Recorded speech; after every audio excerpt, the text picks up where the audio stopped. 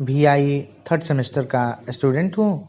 मैं आप लोगों के लिए BSB 106 स्पेशल पेपर के लिए में यूनिट 5 का सब यूनिट 5.4 लेकर के आया हूँ, जिसके बारे में हम लोग बात करेंगे। उस टॉपिक का नाम है screening, identification and assessment of visual impaired children with associated disabilities.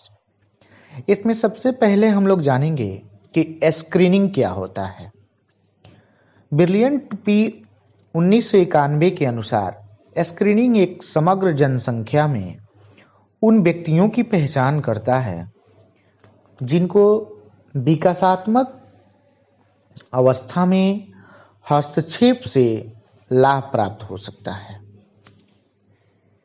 Screening में व्यक्ति के आकलन के मुख्यतः 2 चरणों में मापता है।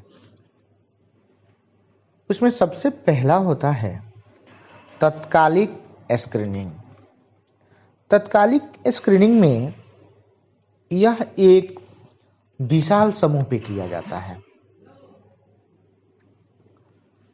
यह सूक्ष्म रूप का सामान्य प्रक्रिया है जो समस्या अथवा बीमारी को सामान्य करने की कोशिश मात्र है।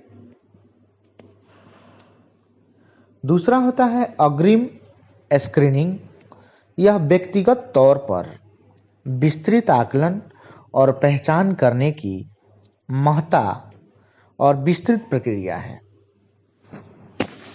जो यह पता करता है कि समस्या कहाँ है। मतलब मुख्य रूप से तत्कालिक स्क्रीनिंग क्या है, इसके बारे में हम लोग देखें। उसके बाद से अग्रिम स्क्रीनिंग के बारे में देखें। अब हम लोग देखेंगे कि स्क्रीनिंग की अवस्थाएं कौन कौन सी हैं। जांच बहुत बड़ी संख्या में व्यक्तियों में संभावित विकलांगता को सीमित समय में पहचानने में मदद करती है। स्क्रीनिंग जब होगी ना, तो कम से कम समय में व्यक्तियों की संभावित विकलांगता को जानने में, पहचान करने में मदद करता है। इसकी निम्नलिखित अवस्थाएं हैं। सबसे पहली अवस्था है जब जांच होगा तो उसका पहचान होगा।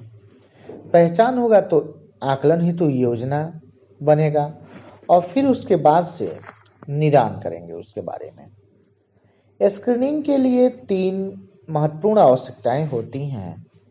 जिसके लिए 3 महत्वपूर्ण आवश्यकता होती है, वे योजना बनानी पड़ती है जो निम्नलिखित है। पहला होता है ना कि स्क्रीनिंग कौन करता है। दूसरा होता है कि स्क्रीनिंग जहां हो रहा है वह कौन सा स्थान है। तीसरा है कि स्क्रीनिंग और सर्वेक्षण। तो सर्वप्रथम हम लोग देखेंगे कि स्क्रीनिंग करता जो होता है वो कौन होता है और किस प्रकार से करता है। स्क्रीनिंग विभिन्न प्रकार की होती है। कई प्रकार से स्क्रीनिंग की जाती है। विभिन्न क्षेत्र से संबंधित विशेषज्ञ स्क्रीनिंग करते हैं। इसके लिए निम्नलिखित विशेषज्ञ कार्य करते हैं। चिकित्सक होता है। चिकित्सक के साथ साथ में नर्सिंग स्टाफ होता है। नर्सिंग स्टाफ में लेबोरेटरी स्टाफ होगा, बाल रोगी होगा, विशेषज्ञ होंगे, मनोवैज्ञानिक होंगे। उसके बाद से शैक्षणिक स्क्रीनिंग करने के लिए विशेष शिक्षा विशेषज्ञ का होना भी आवश्यक होता है। इसके बाद से बहुक्षेत्रीय विशेषज्ञों द्वारा सामाजिक सेवा से व्यक्तियों द्वारा स्क्रीनिंग कर्ता की पहचान की जाती है। हम लोग देखें अभी तक स्क्रीनिंग कर्ता कौन होता है और कैसे स्क्रीनिंग किया जाता है।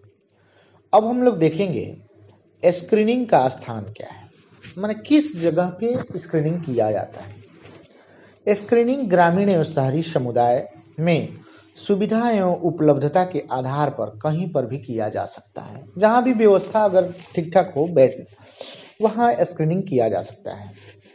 जैसे चिकित्सालय हो, विद्यालय हो, आंगनबाड़ी केंद्र हो या बच्चे के घर के पास कैंप लगा करके भी स्क्रीनिंग किया जा सकता है।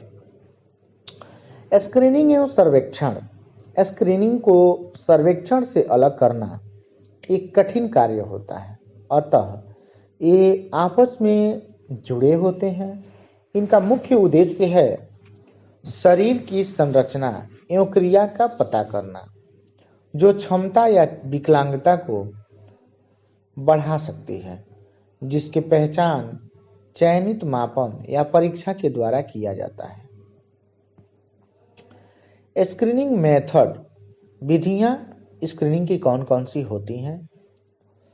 विशिष्ट आवश्यकताएं वाले स्क्रीनिंग की विधियां कौन कौन सी है? मेथड ऑफ स्क्रीनिंग, विशिष्ट आवश्यकता वाले बच्चों की पहचान कई विधियों से की जाती है। उन विधियों में अचानक भी किया जाता है और कुछ विधियों में तरंग बाध्यता तथा कई विधियों में अचानक भी की जाती है। इनका पहचान निम्न प्रकार से कर सकते हैं। पहला पहचान करने का विधि है, उसका नाम है कि अनौपचारिक या प्राकृतिक विधि। इसमें अभिभावक द्वारा साक्षात्कार, प्रश्नों का उत्तर एवं बच्चों के विकास से संबंधित सूचनाओं की खोज की सुविधा होती है। कभी कभी समस्या की पहचान माता पिता अथवा संबंधियों के द्वारा भी चिकित्सक, अध्यापक, सामाजिक कार्यकर्ताओं के द्वारा या दूसरे बड़े लोगों के द्वारा की जाती है। अनौपचारिक प्रकृति विधि के बारे में हम लोग समझ गए। इसमें अभिभावक के द्वारा साक्षात्कार, प्रश्नों का उत्तर एवं बच्चों के विकास से संबंधित सूचनाओं की खोज की सुविधा होती है।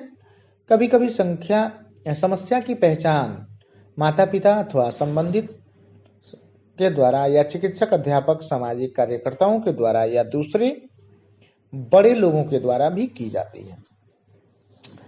इसके बाद से हम लोग देखते हैं कि प्रश्नावली जांच विधि। इसमें विशेषज्ञ सावधानी पूर्वक क्रियाओं को अलग करता है, प्रश्न कार्य को अलग एवं बच्चों की क्षमताओं की सूचनाएं क्रमबद्धता से एकत्रित करता है।